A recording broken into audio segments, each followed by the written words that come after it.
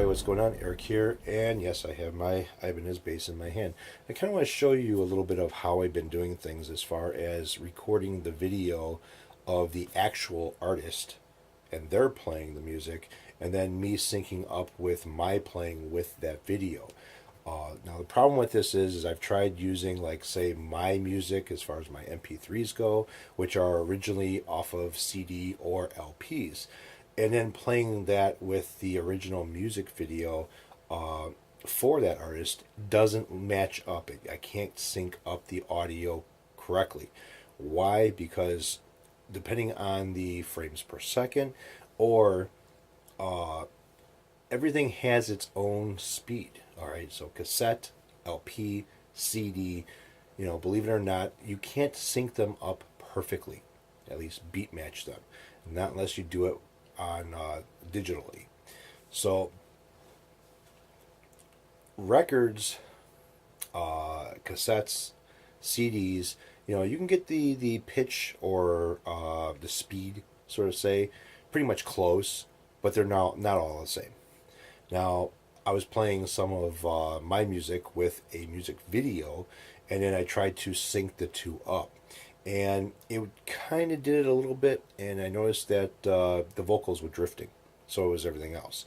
So there, I really couldn't fix that. So what I've been doing is the original video of the artist and playing along with that video. That way, when I put my video with the music video, I could beat match it, which means all the thumps and the drums and everything else gets put together to where now it sounds like it's one track instead of two separate tracks that are off from each other. And that's how I've been recording and getting everything needing to sync up the way it should be. That way it sounds like I'm playing with the music.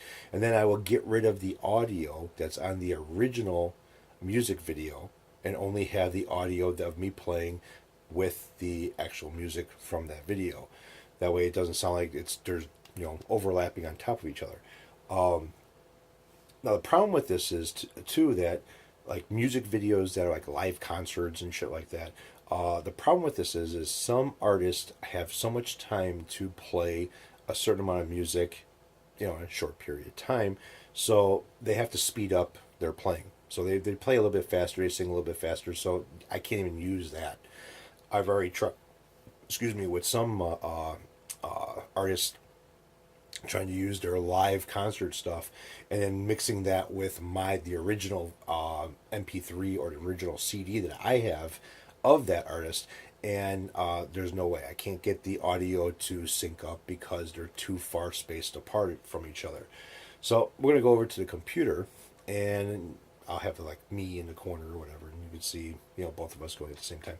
So this is what the computer looks like, and as you can see, I have a window open over here. I use K-Lite as far as my players go for audio and video. K-Lite Classic. Now, as you can see,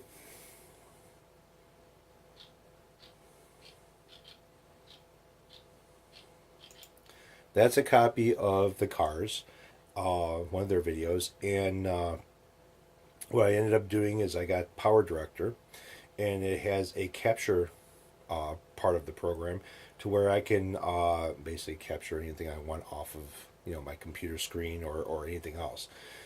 And what it does is it makes a MP3 version of the audio, compresses it a little bit, which isn't too bad. And then you can set your how many frames per second and shit like that too, so you can match up your video with the video that you recorded. And as long as you got the bit rate per second kind of pretty close to each other, things should sync up pretty good. So I got lucky with that. And so I'll play the video and I'll play along with the music. Now, some of you guys were talking in Ed Dana's video about, and Ed Dana himself was saying this too, about playing a record over and over again, wearing out the needle, wearing out the record, trying to figure out, how to play a certain song or whatever. That's exactly what I've been doing it, but in a digital format. So I've been using the original music videos and keep on playing them over and over and over again until I figure out what they're doing and how they're doing it. Now, the bad thing about this is, just from time and talking with everybody and stuff like that, tabs are not really the way to go. And some of them are wrong, some of them are close, some of them are right, but 9 times out of 10, they're close, not exact. And for bass stuff, I don't find a lot of tabs for bass music, playing bass. Guitar, yes, but bass, if that's iffy. Now, so what I've been doing, right or wrong, is kind of like feeling up and down the neck where the those notes are, which makes it pretty difficult, and it makes it a long, slow process. Not the right way of doing things, but at least I'm kind of figuring out where those notes are, and I kind of remember where they are. So when I go back to start playing with the music, I'll either write down, kind of make my own tabs, in tab form, not music notes in tab form. So if it's like the E string, third fret, I will write that down. So it'll be the fourth string, third fret, and then I'll remember and I'll start using that as my practice sheet for playing. Now, it's a long process, maybe not be the right process to do, it may not work for you, but it helps me a little bit. Plus, again, I'm listening to where those notes are as well. Now, I got my headphones on, it's linked up to the Line 6 UX2, and that's basically how I have things running. So if I go back and I play the music,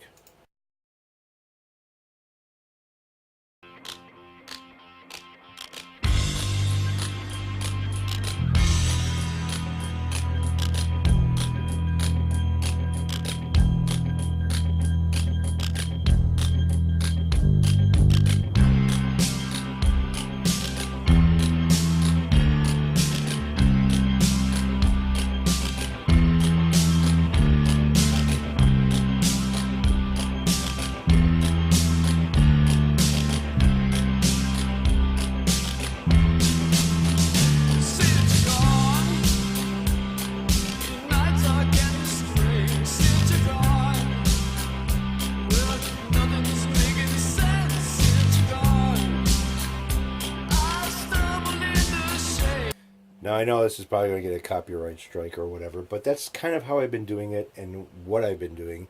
Now, as far as like the Line 6 UX2, which is the audio interface, I also run program which is called Gearbox.